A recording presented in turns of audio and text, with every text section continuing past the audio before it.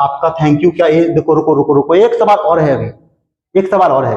क्या कह रहा है कि एक समान विद्युत क्षेत्र में, किसमें, एक समान विद्युत क्षेत्र में ई में, और ई की वैल्यू क्या है, ई की वैल्यू क्या है बेटा, देखो ई बराबर, ई वेक्टर बराबर 3 गुणे 10 की घात 3 आई कैप है, आई कैप न्यूटन पर कूलाम पर विचार कीजिए। इस क्षेत्र का 10 सेंटीमीटर भुजा के वर्ग से उस पार्श्व जिसका तल क्या है, वाई जेड तल है, क्या है, वाई जेड तल के समांतर है, गुजरने वाला फ्लक्स क्या है, समझना। ये है हमारा एक्स, ये है हमारा वाई, ये है हमारा एक्स, और ये है हमारा जेड इधर की तरफ, आपकी तरफ, ठीक है, ये है जेड।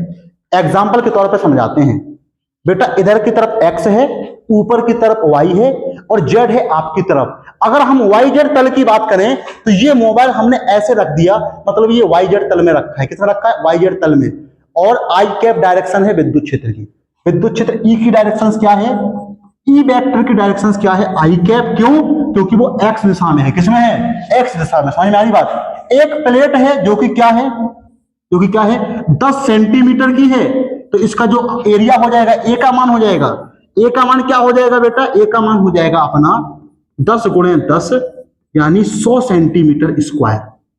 कोई दिक्कत इसमें? अगर मीटर में चेंज करना था तो 100 गुणे क्या कर दो, 10 की घात -4 क्या कर दो, भाग दे दो, आ जाएगा 10 की घात -2 मीटर स्क्वायर। समझना, एक प्लेट है जिसका क्षेत्रफल कितना है, 10 की घात -2 मीटर स्क्वायर, वाई जेड तल में रखी है। किसमें रखी है, वाई जेड तल में। क्यों, वाई जेड तल के समांतर होकर वाई जेड तल में रखी है।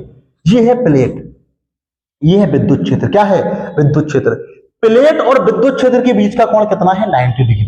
समझो, ये प्लेट रखी है वाई जेड तल में, ऐसे है जेड, तो ये प्लेट रखी है ऐसे, ये वाई है और ये जेड है, और आई ऐसे गुजर रहा है।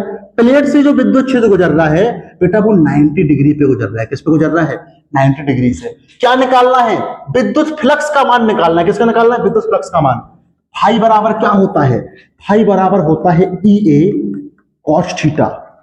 अब समझना, प्लेट से विद्युत क्षेत्र 90 डिग्री पे गुजर रहा है, तो क्या थीटा का मान 90 डिग्री है बेटा, नहीं, 90 डिग्री नहीं है। जो थीटा है ना, थीटा किसके किसके बीच का कोण है, ई वेक्टर और ए वेक्टर के बीच का कोण है। मतलब प्लेट के ऊपर खींचे गए अभिलंब, देखो ये प्लेट है, यहां पे समझ लेना बात को, ये प्लेट है बेटा और ये विद्युत क्षेत्र है। ये हमारा क्या है, ए है, और ये हमारा ई है।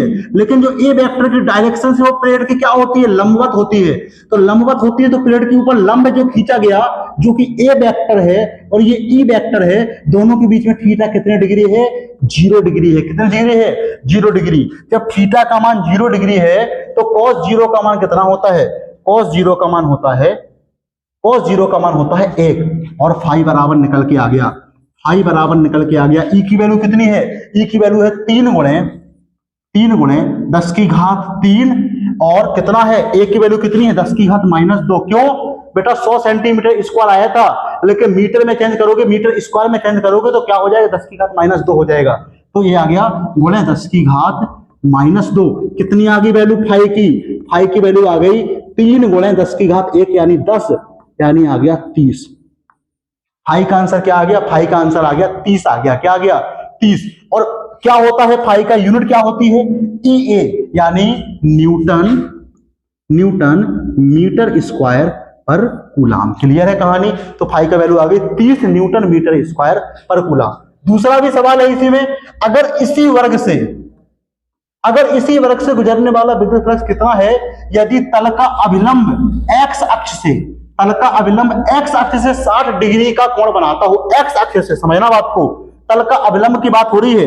देखना, ये क्या है हमारा, ये हमारा x एक्सिस है। क्या है, x एक्सिस, ये हमारा x एक्सिस है, यानी जो कि ई वेक्टर की क्या है, दिशा है, क्योंकि आई कैप है ना ई वेक्टर की दिशा।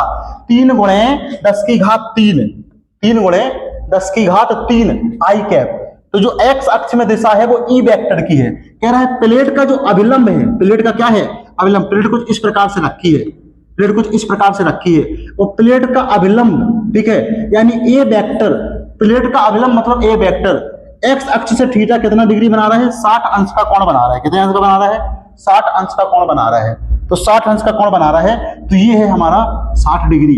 अब प्लेट के अवलंब की बात की गई है, मतलब थीटा का मान ही 60 डिग्री दे दिया गया है। तो लगा दो फाई बराबर ई ए कॉस थीटा। ई की वैल्यू कितनी है? 3 गुणे 10 की घात 3, यही है 3 गुणे 10 की घात 3। ई की वैल्यू कितनी है? 3 गुणा 10 की घात 3। और ए की वैल्यू कितनी है? ए की वैल्यू है 10 की घात क्या? 10 की घात -2। और cos 60 की वैल्यू कितनी होती है? cos 60 का मान होता है 1/2। क्या होता है? 1/2। कितना आ गया? फाई की वैल्यू आ गई 30/2। 2 से कटेगा, आ जाएगा 15 न्यूटन मीटर स्क्वायर पर कूलम। ये आ गई आपकी फाई की वैल्यू। किसकी वैल्यू आ गई? फाई की वैल्यू। चलो, तो अब सवाल अपने क्या हुए? खत्म हुए।